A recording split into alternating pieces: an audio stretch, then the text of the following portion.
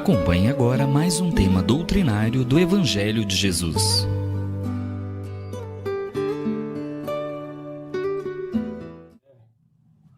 Que a paz do Mestre querido possa estar conosco, nos abençoando, nos fortalecendo, nos inspirando para que possamos levar a todos os conhecimentos da doutrina espírita, essa maravilhosa escola que fazemos parte e que nos traz bênçãos infinitas através do nosso querido Mestre Jesus. Eu gostaria de mencionar acerca do trabalho da Mãe de Jesus no plano espiritual em relação específica aos nossos irmãos suicidas, né?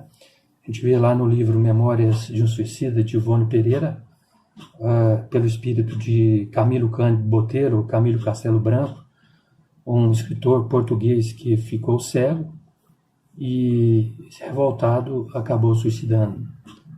A gente vê, através dos irmãos da Legião dos Servos de Maria, uma colônia espiritual, que até tem uma forma de castelo, né? A gente vê um castelo aí nos filmes, um castelo medieval, a gente lembra dessa colônia dos Servos de Maria, inclusive com fosso, com ponte levadiça, exatamente para evitar o assédio desses irmãozinhos infelizes que tentam perturbar, às vezes, as atividades, os trabalhos da colônia dos Servos de Maria, Mãe de Jesus. Então a gente observa que é um trabalho fantástico da Mãe de Jesus, com seus colaboradores, com seus cooperadores,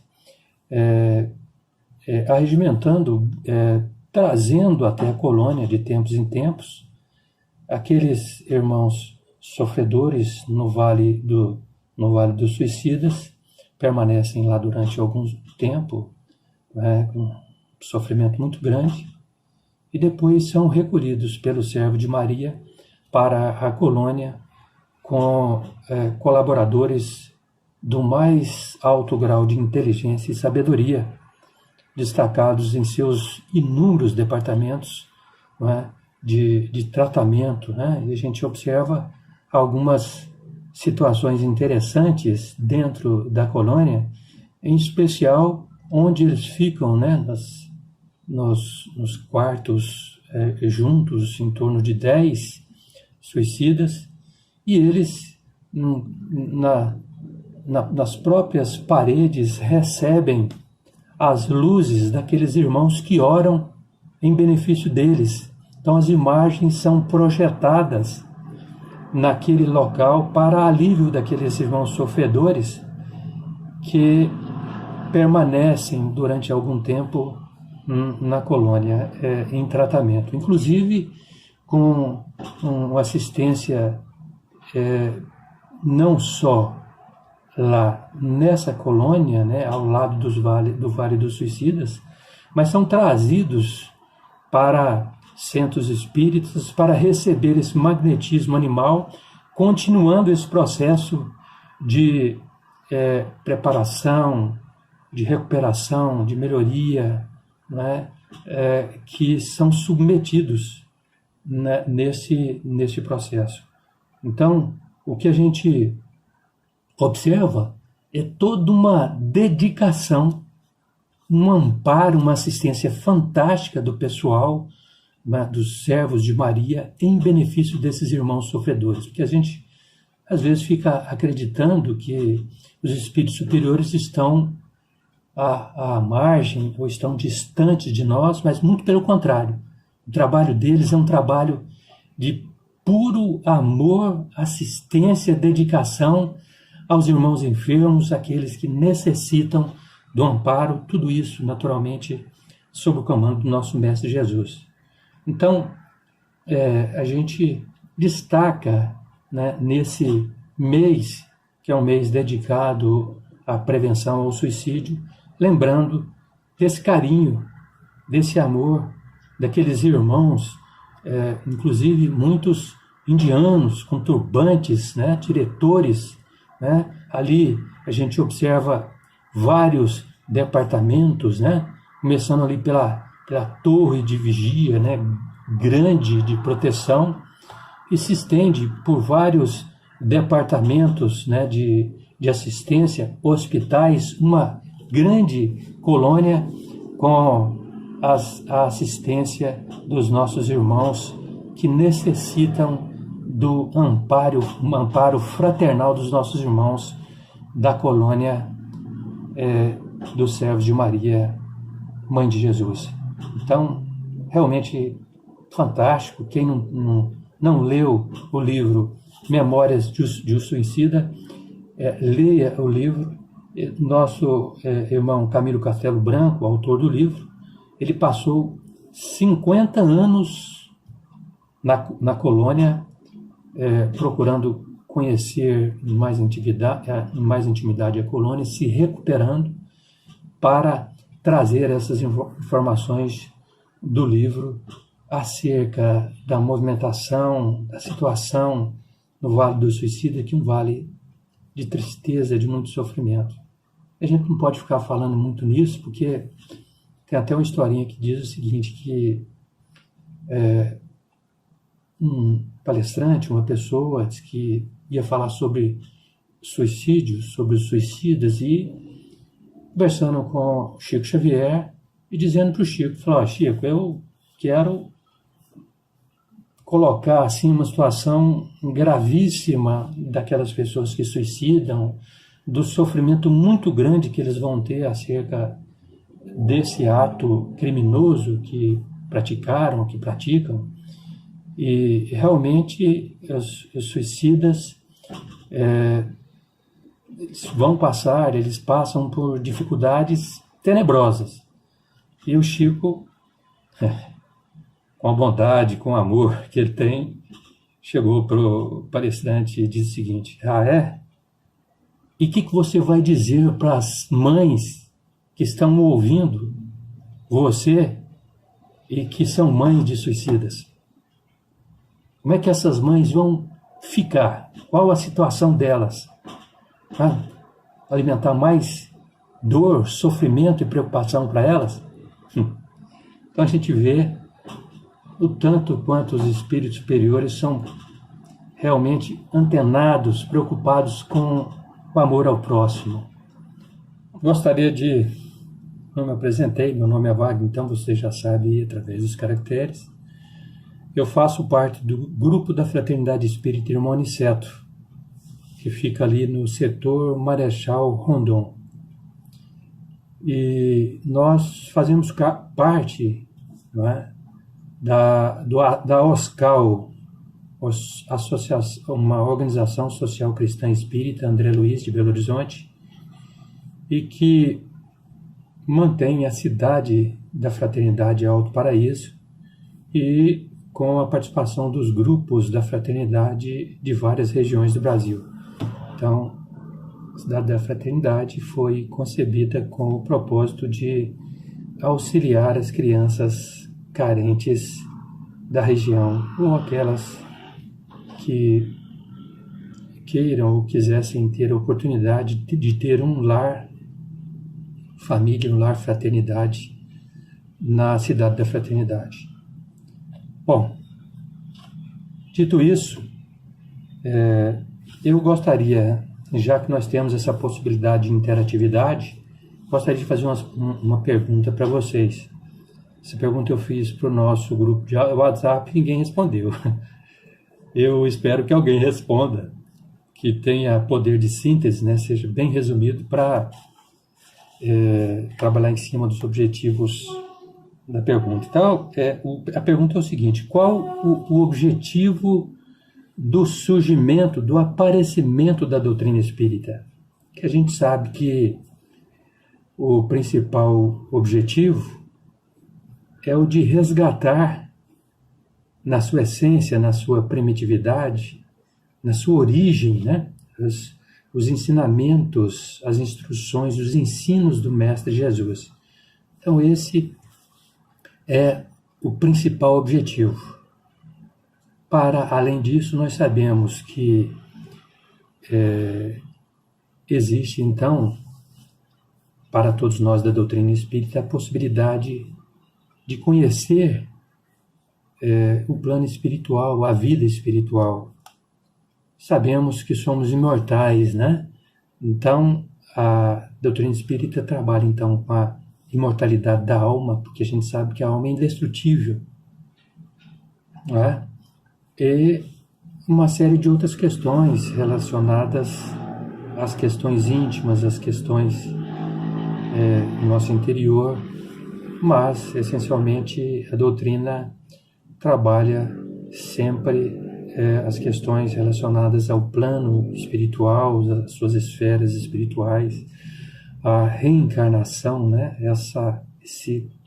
Essa lei divina que nos possibilita a nossa evolução, a nossa transformação, e a gente sabe que sem ela nós seríamos, não estaríamos aqui, né? Não teríamos a possibilidade de desenvolvimento. E a reencarnação, então, é uma condição, certo, essencial da doutrina espírita. E existem outras leis importantes, como a lei de ação e reação, né? E as atividades, né, que existem no plano espiritual, as questões relacionadas à comunicabilidade, né, à mediunidade, as manifestações dos espíritos, né, as influências que eles exercem sobre nós, tudo isso, então, relacionado à nossa querida doutrina espírita. Mas também, para além disso, nós poderíamos, então, a questão é essa agora, nós poderíamos, então, relacionar algo mais que possa interferir na nossa vida em termos de pessoa, o que a doutrina espírita, então, poderia contribuir para a nossa elevação. Já que o tema hoje está relacionado, que é hora de renovar, não é? É hora de renovar.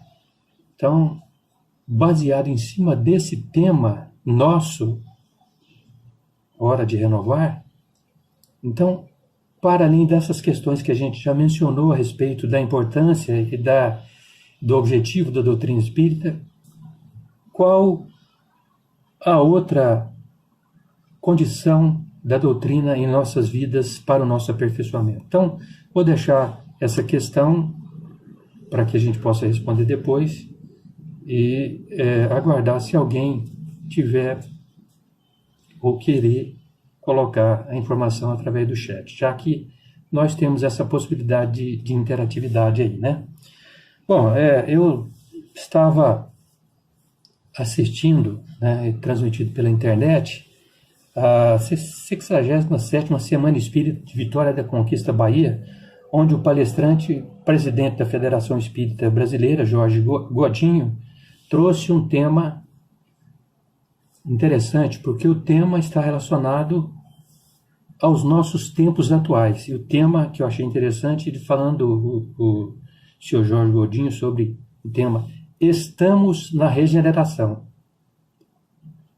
E trouxe aí uma série de informações para tentar provar que nós já estamos nos processos de regeneração do planeta. Porque nós sabemos que isso já há muito tempo que está cantado e decantado em versos, vamos assim dizer, desse processo que o planeta atravessa de provas e expiações para uma nova condição no planeta, um planeta de regeneração. Aí o Jorge Godinho traz algumas informações, né, a respeito de Bezerra de Menezes. Ele fala muito sobre essa questão dessa transição planetária, né, que nos aproximamos há muito do momento de transição, e a gente sabe também que o planeta já vem sendo preparado já ao longo de muitos anos para acontecer esse processo. E esse processo que nós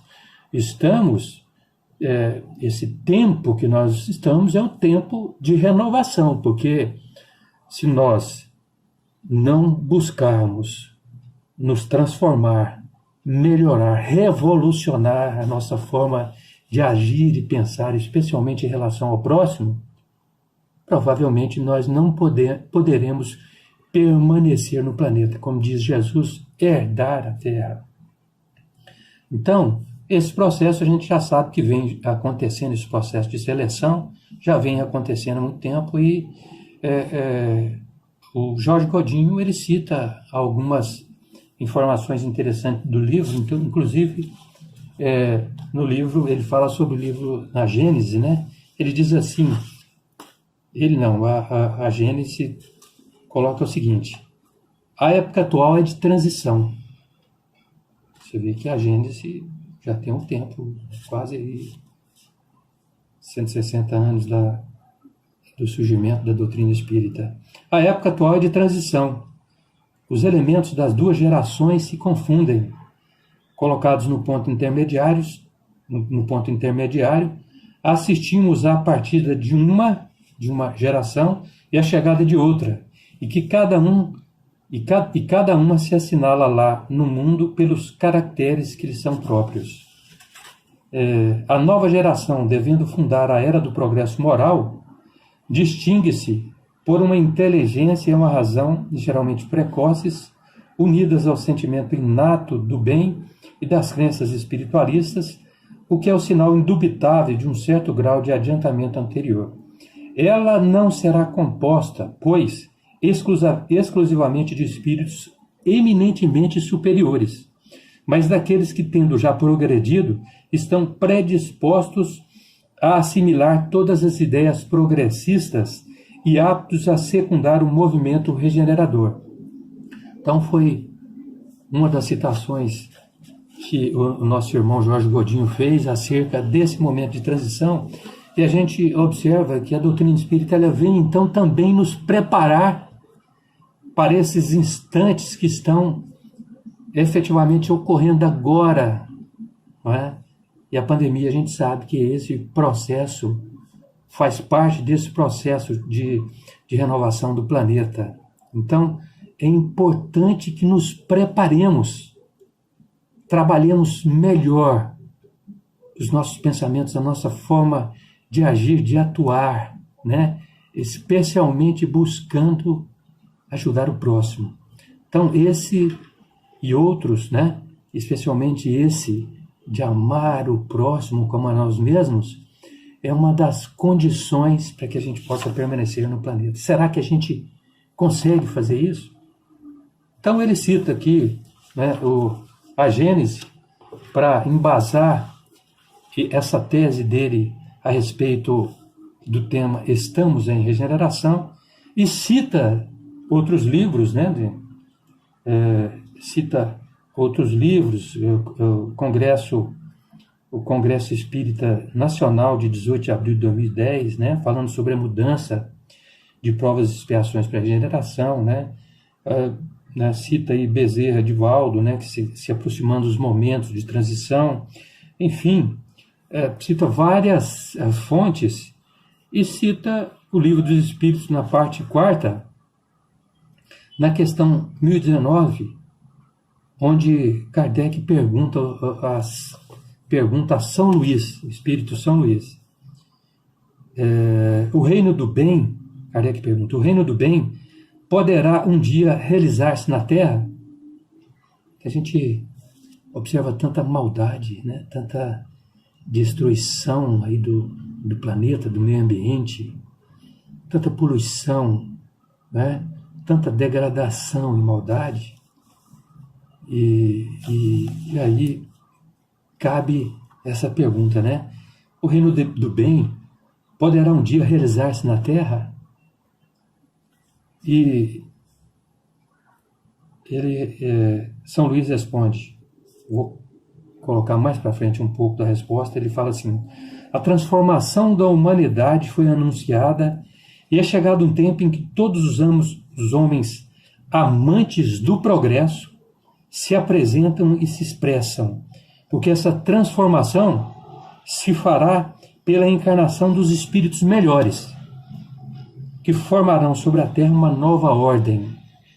Então, os espíritos maus, que a morte vai retirando a cada dia, e aqueles que tentam deter a marcha das coisas serão excluídos da terra, porque estariam deslocados entre os homens do bem, dos quais perturbariam a felicidade. Então a gente observa que nesse processo de seleção, então, nós percebemos que novos elementos, novos espíritos um pouco melhores, dedicados ao bem, né, dedicados às causas de transformação e melhoria do planeta, esses irmãos vêm reencarnar no planeta.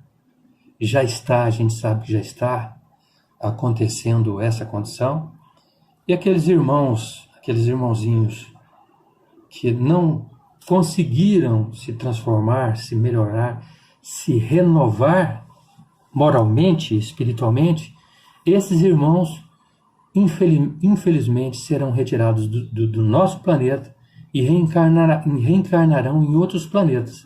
Então, a gente já sabe que está havendo esse processo de seleção e sendo, nesses últimos momentos, sendo acelerado. Alguns acreditam que por volta de 2057, 2060, esse processo de regeneração, de início absoluto do processo de regeneração, será concluído.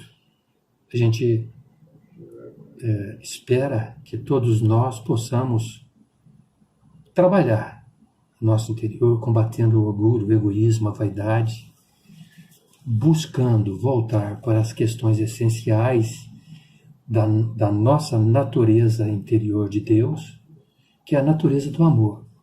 Será que a gente consegue fazer isso? Será que nós estamos preparados para esse momento? Então cabe essa questão nesse instante de renovação, de transformação de nós mesmos. Então, nós temos que seriamente, severamente trabalhar essas condições, trabalhar as nossas ações, os pensamentos e voltar às nossas ações trabalhando em benefício do próximo. Essa é a senha. Esse é o propósito nosso de estarmos aqui. E, naturalmente, desenvolvendo as duas asas, né? Que é a asa do amor e sabedoria, para que a gente possa alçar voos maiores. Gostaria de fazer um comentário agora a respeito do livro Pensamento e Vida, de Emmanuel Chico Xavier, no capítulo 2, sobre a vontade. Emmanuel, nesse capítulo, ele faz uma comparação da nossa mente humana, né, um espelho vivo da consciência lúcida que ele coloca, como a nossa mente como um grande escritório com várias divisões e subdivisões. Entre elas ele destaca aqui, por exemplo, o departamento do desejo, né, o departamento também da inteligência, o da imaginação, da memória, e destaca em especial o gabinete da vontade, dizendo que a vontade é a gerência esclarecida e vigilante, governando todos os setores da ação mental. E aí sabemos da importância do pensamento em relação à vontade, né? O pensamento é essa força eletromagnética que ele coloca aqui como criando gravitação e afinidade, assimilação e desassimilação nos campos múltiplos da forma que serve a romagem do espírito para as metas supremas traçadas pelo plano divino. Então, ele destacando a importância da vontade sobre todos esses departamentos, né? A importância da gente observar o valor, né?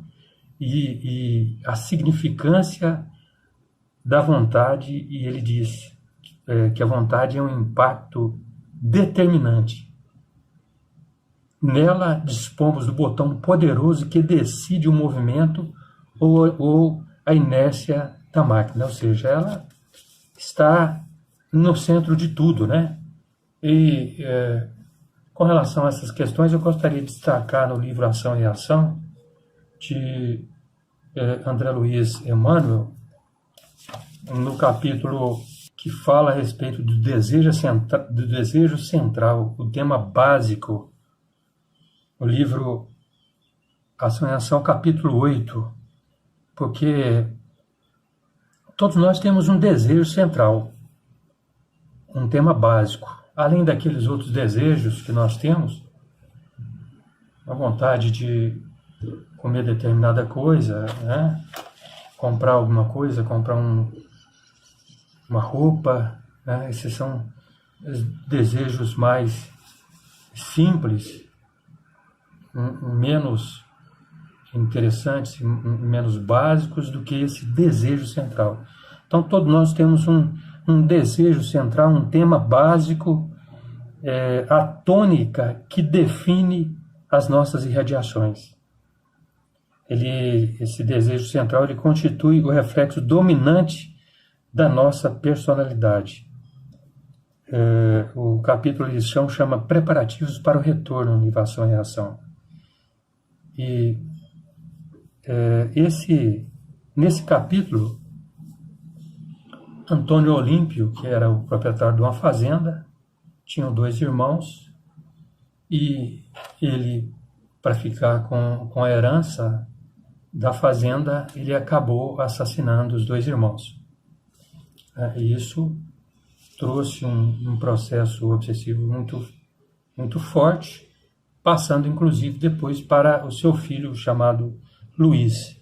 Né? E nesse capítulo mostra os tios, né? Ou os irmãos do Antônio Olímpio, já desencarnados, sofrendo no plano espiritual os processos obsessivos, e fica então o filho Luiz, que era muito apegado aos bens materiais, ao dinheiro. Então, ele acabou detendo larga fortuna, né? E inclusive sem nenhuma aplicação, né? Aquele querer reter mesmo, né? Submetia a esposa e os filhos nas maiores dificuldades, né? Porque não queria, em hipótese alguma, gastar seu dinheiro. E aí começou-se um processo obsessivo muito forte. Os tios dele, né, desencarnados, passam a trabalhar um processo obsessivo muito forte, e aí eles comentam sobre a questão do desejo central, do tema básico, onde os espíritos, especialmente os espíritos infelizes, inferiores, agem para prejudicar as pessoas. Então, eles agem nesse desejo central. E todos nós temos o nosso desejo central. Né? Então, a crueldade, por exemplo, é o reflexo do criminoso. A maledicência é o reflexo do caluniador. A irritação é o reflexo do desequilibrado. A elevação moral é o reflexo do santo. Então, a gente observa aí com esses espíritos mais propensos ao bem, aqueles que trabalham em benefício do bem, né? O desejo central deles, então, é o quê? A caridade, o amor. Então, todos nós temos um desejo central. Qual que é o seu? Qual que é o meu? Então, temos que analisar muito bem essa questão do desejo central para que a gente possa trabalhar os nossos processos de renovação, de aperfeiçoamento, de melhoria moral e espiritual. Então, esse é o caminho nosso, identificar o nosso desejo básico, mais importante, o desejo central, que sofre a ação dos espíritos bons ou maus, né, nesse nosso desejo central, fazendo com que a gente sofra os processos obsessivos ou, ao contrário, recebe as manifestações boas dos espíritos bons, dos espíritos superiores. Então, é interessante essa lição do livro Ação e Ação, porque através desse desejo central é que outras entidades, outros espíritos vão se aproximando de nós e trabalhando em cima desse desejo central nosso. Olha só que interessante. Então, a gente tem que observar essas questões, porque nós estamos aí num processo de transição e é hora de renovar. É tempo de renovação e transformação nossa. E o que nós estamos fazendo para que a gente consiga atingir esses objetivos mais, digamos assim, agora mais prementes para esse processo evolutivo, essa nossa transformação? Aonde nós estamos atuando? Porque normalmente a gente fica só nas questões superficiais, não é? Em relação ao nosso poder, a nossa capacidade de transformação e melhoria. Nós não nos mergulhamos na verdadeira necessidade nossa de renovação moral, de renovação espiritual, combatendo essas nossas imperfeições. O que nós estamos fazendo em relação a isso? Então é importante a gente fazer essas avaliações e trabalhar melhor o nosso desejo central, porque ele reflete os nossos sentimentos, as nossas sensações, as nossas ações. Então, tem uma historinha de Divaldo Franco, né? A gente fala de aqueles espíritos bons que estão sempre buscando se renovar, se transformar, se melhorar, buscando amar ao próximo, né? Então, o Divaldo Franco conta uma historinha interessante. Ele fala que um dia ele vai no hospital, inclusive um grande hospital hoje de Salvador, edificado, né, construído pela Irmã Dulce, com doações, com obras assistenciais. Irmã Dulce, uma guerreira, uma grande trabalhadora de Jesus, já desencarnada, mas deixou uma obra fantástica lá, que é o hospital lá de Irmã Dulce. E aí, Divaldo Franco faz uma visita para ela está sentada no banco lá, todo mirrado, banco velho, todo estragado. E aí ela chega, o Divaldo Franco chega para a Irmã Dulce e fala assim: irmã, nós precisamos trocar esse banco da senhora aí, ele está bem acabadinho, hein? Vamos trocar, eu vou pedir para trocar esse banco para a senhora, o que a senhora acha? Aí a Irmã Dulce falou assim: meu filho, pelo amor de Deus, não faz isso comigo não. Deixa o meu banquinho aqui. Com esse banquinho aqui que você está vendo, eu já consegui um número grande de camas de enfermaria, lençóis, alimentos, tantas coisas para esse hospital que, se você tirar esse banquinho, porque as pessoas ficam com dó do banco, de mim, e manda as doações. Então, a gente observa o tanto que é fantástico, o tanto que é bonito a caridade, o amor. Nós não perdemos nada, absolutamente nada, em colaborar, em ajudar o próximo. Aliás, essa é uma das nossas destinações aqui no planeta. Então devemos trabalhar essas questões, porque Deus, por sua infinita bondade e amor, está o tempo todo trabalhando em nosso benefício.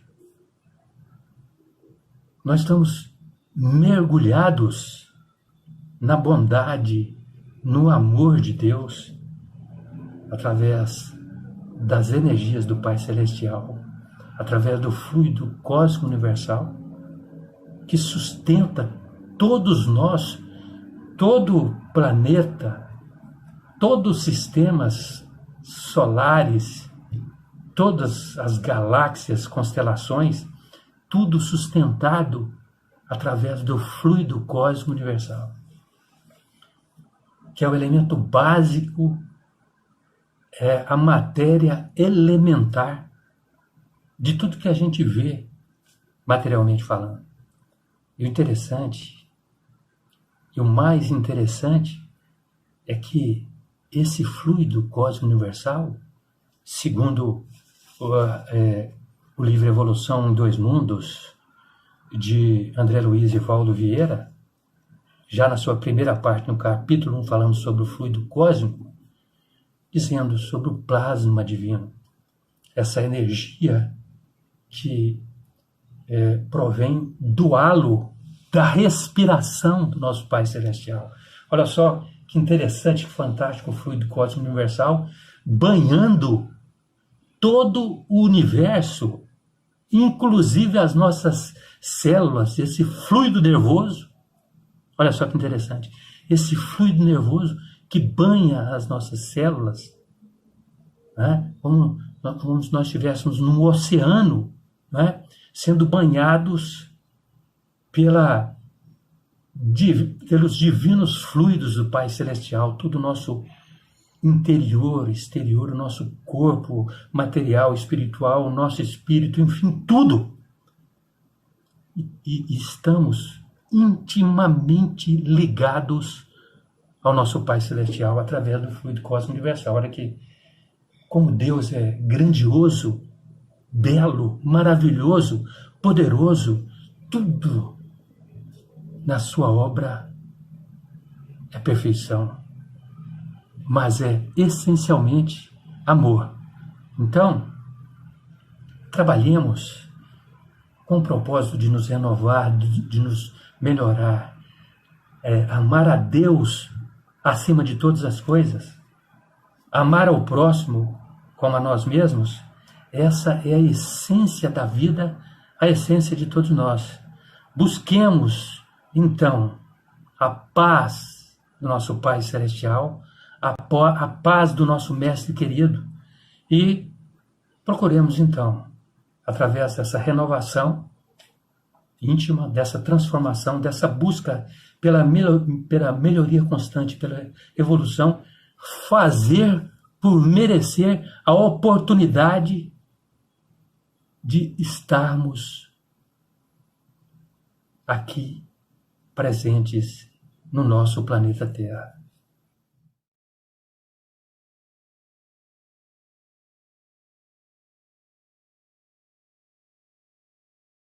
Vamos à questão proposta.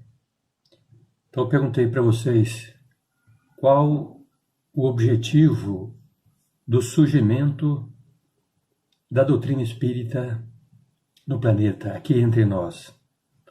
Eu havia feito alguns comentários dizendo que o principal objetivo seria resgatar na essência, na origem, os ensinamentos do Mestre Jesus. Esse é o ponto determinante principal. E também fazer-nos ter um conhecimento maior acerca do plano espiritual, da imortalidade, da vida futura, da reencarnação, das leis de ação e reação, enfim, essa possibilidade de comunicabilidade entre nós e a espiritualidade, a mediunidade, são fatores importantes que determinaram naturalmente o surgimento da doutrina espírita no nosso planeta. Mas além disso, o que poderia vir mais para acrescentar em relação a isso que a gente propôs? Então, é essa a questão que eu gostaria de trazer e dizer o seguinte. Esse outro ponto do surgimento da doutrina espírita é a libertação de consciências. É trabalhar a nossa fé raciocinada. Kardec propõe o seguinte: fé raciocinada é aquela que pode encarar a razão face a face em todas as épocas da humanidade. E o que é fé? A gente fala muito de fé. Esse dia eu estava ouvindo o Haroldo Dutra e ele dando um exemplo sobre a fé. Ele disse primeiramente que a fé é entrega. Como assim entrega? E ele citou um exemplo que eu achei muito interessante. Ele falou o seguinte: olha, vamos supor que você compra uma passagem de avião vai viajar para algum lugar. Quando você põe o pé no avião e ele decola, você colocou sua vida nas mãos do piloto. Ali você entregou a sua vida na mão do piloto. Isso é uma forma de entrega. Lógico, um exemplo simples. Mas querendo nos mostrar que a fé é entrega. Entregar o nosso destino nas mãos de Deus, porque Ele sabe o que quer e quer o melhor para nós. Então, a doutrina espírita propõe que nós temos uma fé, sim, em Deus, mas uma fé raciocinada, não é? E a proposta da doutrina é, essencialmente, também nos libertar dos preconceitos, dos conceitos ultrapassados, antigos, sempre dentro de um raciocínio, de uma razão. Então, essa é a proposta que a gente tem para vocês em relação à questão da doutrina espírita nesse outro aspecto. Então, que a paz de Jesus possa permanecer conosco, iluminando os nossos caminhos, e que podemos atravessar essa fase com muita alegria, com muita força, na paz do nosso Mestre Jesus. Muito obrigado a todos e que todos sejamos felizes em Jesus. Que assim seja.